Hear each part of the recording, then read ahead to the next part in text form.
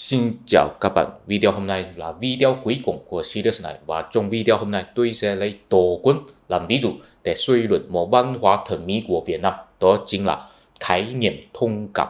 Tôi phải nói rõ một điều là tôi không phải là một người nhà nghiên cứu lịch sử Việt Nam, tôi cũng không đi tham khảo cuốn sách gì. Tất cả nội dung của video tôi đều là dựa vào trải nghiệm cá nhân tôi thôi. Cho nên nếu các bạn có cảm thấy có nhiều thứ là sai lệch, đó là rất tự nhiên. Có lẽ là chỉ tốn 10%, 20%, thậm chí là hoàn toàn ảo tưởng của tôi đều chấp nhận. Tôi chỉ là vì muốn kiếm tiền thôi, tôi chỉ là chia sẻ quan điểm cá nhân tôi thôi. Cho nên nếu nội dung video tôi có xúc phạm gì, ở đây tôi chỉ có thể xin các bạn thông cảm và bỏ qua. Cảm ơn các bạn. Các bạn thân mến, trong video hồi trước tôi đã nói rằng đối với tôi, đặc trưng hiển nhiên nhất của món ăn Việt Nam là thưởng thức sự Tây ngon, và đó chủ yếu là thể hiện trên trải nghiệm ăn Tổ Quân. Và điều đó tôi đã bàn về một cái chi tiết trong video hồi trước rồi, tức là video đầu tiên của series này, xin các bạn đi coi.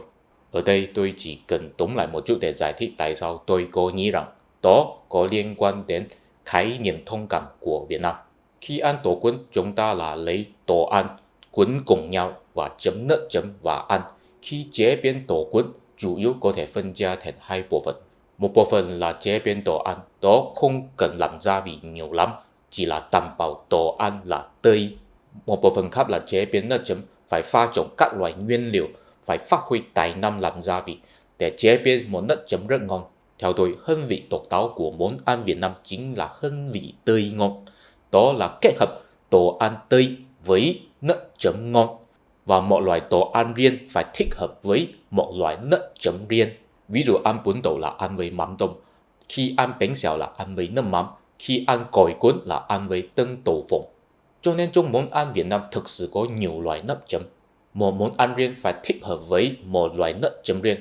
Theo tôi, đó có liên quan đến một văn hóa thẩm mỹ của Việt Nam, đó chính là khái niệm thông cảm. Các bạn thân mến, khi tôi học tiếng Việt, tất nhiên đối với tôi, học từ Hán Việt là dễ nhất, tại vì tiếng mẹ đẻ của tôi là tiếng Hoa. Và tôi có phát hiện một điều là thật ra có nhiều cụm từ Hán Việt chỉ có sử dụng trong tiếng Việt mà không có sử dụng trong tiếng Hoa. Vì vậy tôi có một giả thuyết cho rằng có lẽ những cụm từ Hán Việt chỉ có xuất hiện trong tiếng Việt có thể phản ánh tư tưởng độc đáo của Việt Nam. Và tôi có phát hiện hai cụm từ thông cảm và vô duyên, chúng có thể phản ánh một văn hóa thẩm mỹ của Việt Nam, cũng có một chút liên quan đến văn hóa Tổ Quân của Việt Nam. Theo từ điển tiếng Việt, thông cảm ý là hiểu thấu khó khăn riêng và chia sẻ tâm tư, tình cảm. Câu ví dụ là thông cảm với hoàn cảnh khó khăn của nhau. Tiếng Việt là như vậy, còn trong tiếng Hoa thì sẽ không dùng thông cảm mà là dùng lý giải hay đồng tình. Nhưng cả lý giải và đồng tình đều không giống với ý nghĩa bản chất của thông cảm. Đầu tiên, lý giải là dùng đầu óc suy nghĩ, sau đó hiểu biết. Còn thông cảm tại vì có chứa cảm cho nên không phải là dùng đầu óc suy nghĩ mà là đi cảm giác. Thứ hai, đồng tình ý là đồng cảm, tại vì có chứa đồng cho nên ý nghĩa bản chất là có cảm giác giống với người ta. Còn thông cảm không có ý là giống nhau. Thông cảm không phải là có một cảm giác giống với người ta mà là thông với người ta. Ý nghĩa bản chất của thông là hai bên có thể di chuyển với nhau, tức là từ bên A đi tới bên B hay là từ bên B đi tới bên A. Nếu vậy, hai bên là thông, nếu không vậy thì hai bên là không thông. Nhưng dù thông hay không thông đều không có ý nghĩa là giống nhau. Thông cảm ý là có cảm giác thông với người ta, tức là có cảm giác tới bạn mà không có cảm giác giống với bạn, chỉ là có cảm giác tới tình cảm của bạn. Các bạn thấy, nếu tôi có một cảm giác giống với bạn thì trong cảm giác này, tôi và bạn là không thể phân biệt. Đó là trường hợp đồng tình, tức là đồng cảm. Nhưng nếu là tôi có cảm giác tới bạn, tức là trường hợp thông cảm, thì trong cảm giác này, tôi và bạn vẫn có phân biệt. Tôi vẫn là tôi, bạn vẫn là bạn. Nhưng trong cảm giác này cũng không chỉ có tôi, cũng không chỉ có bạn, mà là tôi gặp bạn, bạn gặp tôi. Thông cảm nói chi tiết hơn là cảm giác của tôi gặp gỡ với tình cảm của bạn. Gặp gỡ là điều quan trọng. Vì vậy tôi muốn đưa ra một giả thuyết cho rằng trong văn hóa thẩm mỹ của Việt Nam rất coi trọng sự gặp gỡ. Thậm chí có một tâm tình là bản thân gặp gỡ là một đẹp đẽ.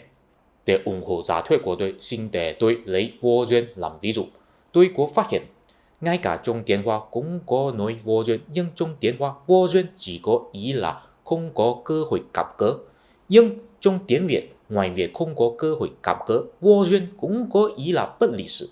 Tôi tin rằng các bạn đều đã biết rằng vô duyên vốn là một thuật ngữ của Phật giáo, cũng chỉ có ý là không có cơ hội gặp gỡ hay là không có điều kiện, không có cơ hội. Cho nên chúng ta có thể khẳng định rằng người Việt tự tăng thêm ý nghĩa bất lịch sự cho cụm từ vô duyên. Thế tại sao theo tôi đó có lẽ là liên quan đến văn hóa thẩm mỹ của Việt Nam?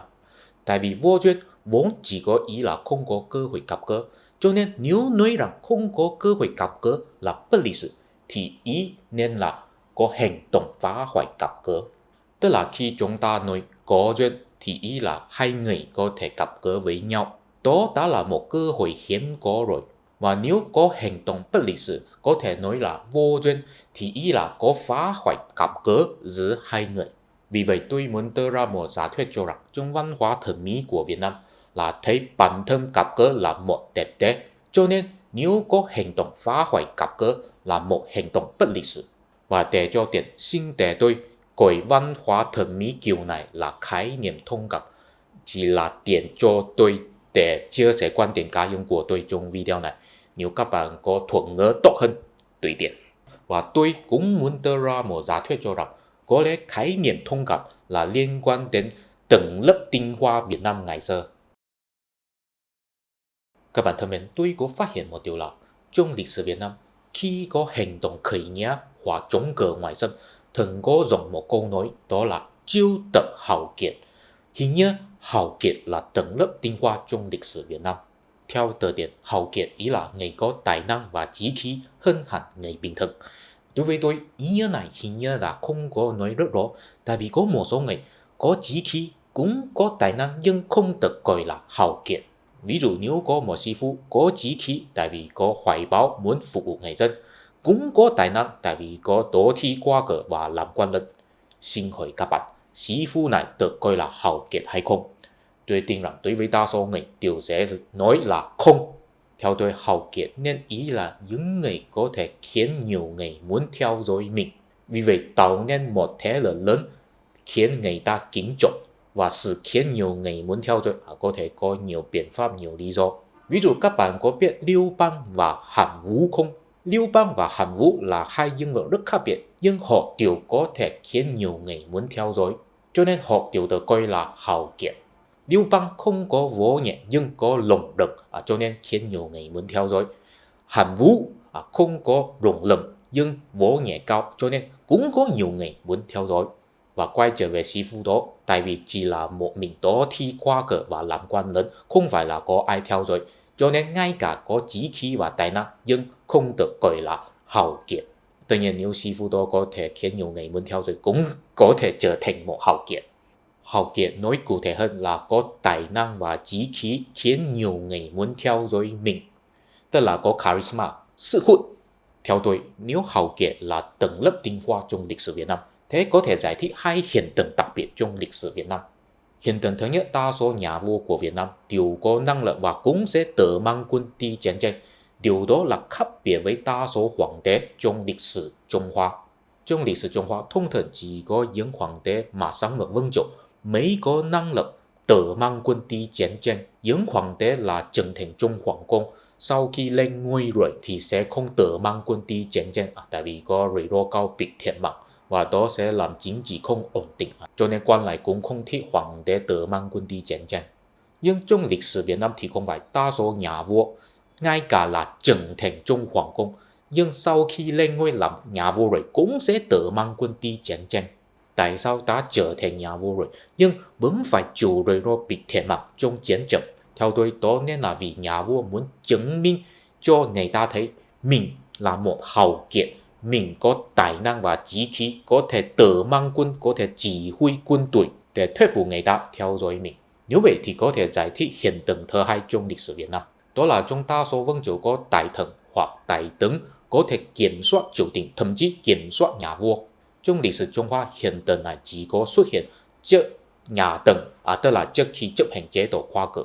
Theo tôi, chính quyền Việt Nam ngày xưa nên là một chính quyền liên minh của các hào kiệt. Một hào kiệt có một nhóm người theo dõi, các hào kiệt liên kết với nhau tạo nên một liên minh có thể khiến toàn người dân theo dõi. Nhưng trong nội bộ liên minh này, tình hình quyền lực luôn luôn có thay đổi. Tức là một hào kiệt có thể là một tài thần hay là một tài tấn, đặc biệt có tài năng hay điều kiện, có thể thu hút người ta theo dõi. Cho nên càng ngày càng nhiều thế lực, thậm chí nhiều hơn nhà vua, cho nên có thể kiểm soát được triều đình, thậm chí kiểm soát nhà vua. Ví dụ chúa Trịnh và chúa Nguyễn, cùng bản thân nhà vua cũng là một hào kiệt, cho nên phải luôn luôn chứng minh tài năng mình cho người ta thấy. Nếu giả thuyết của tôi có một chút đạo lý, thế điều đó có lẽ có thể giải thích khái niệm thông cảm và văn hóa tổ quân của Việt Nam. Các bạn thân mến, theo tôi, khái niệm thông cảm ý là thấy bản thân gặp gỡ là một đẹp đẽ, sở dĩ gặp gỡ là một đẹp đẽ, tại vì gặp gỡ để chúng ta nhìn thấy một thế giới là có khả năng đa dạng. Tức là tại sao tôi gặp gỡ bạn mà không phải là tôi gặp gỡ người khác, vì có gặp gỡ chúng ta nhìn thấy một đẹp đẽ là trong vô số tính khả năng, chính là tôi và bạn gặp gỡ nhau mà không phải gặp gỡ với người khác. Chính vì vậy, tôi và bạn đều nên trân trọng gặp gỡ này. Và tôi và bạn cũng từng lo là tôi chỉ có thể gặp bạn, bạn chỉ có thể gặp tôi. Nếu vậy thì gặp gỡ này là sẽ không đẹp nữa mà là một tra tấn. Tôi có thể đi gặp người khác, bạn cũng có thể đi gặp người khác. Tôi và bạn đều có nhiều tính khả năng của các gặp gỡ. Theo tôi, khả năng đa dạng chính là sức hút của gặp gỡ. Tức là gặp gỡ khiến chúng ta cảm thấy trên thế giới này có nhiều tính khả năng. Một khả năng là một gặp gỡ, mỗi gặp gỡ đều là một đẹp đẽ. Chúng ta có thể tham dự các gặp gỡ, sáng tạo các gặp gỡ, khai thác các gặp gỡ. Đó là một chuyện rất thú vị và đáng thưởng thức. Phản ánh trên liên minh hào kiệt thì có ý là các hào kiệt cùng nhau xây dựng một liên minh là vì các hào kiệt có gặp gỡ với nhau. Hào kiệt thành công nhất là có thể làm hào kiệt nhiều nhất gặp gỡ nhau. Và sau khi gặp gỡ rồi, liên minh xây dựng rồi cũng có nhiều tính khả năng. Tại vì một số hào kiệt sẽ nổi lên, một số hào kiệt sẽ đi xuống, tình hình quyền lực có thay đổi. Chính vì vậy, mỗi hào kiệt mới có lý do đi phấn đấu.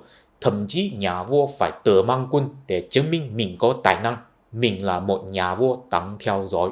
Vì vậy liên minh này mới có sức sống, tại vì mỗi người đều có nhìn thấy khả năng đa dạng, có động lực nỗ lực, có hy vọng. Nếu không có hy vọng thì có thể trực tiếp tuyệt vọng hay là mãn nguyện. Phản ánh trên văn hóa ăn tổ quân là thưởng thức hơn vì Tây ngon. Tây là vì đồ ăn Tây, ngon là vì đất chấm ngon.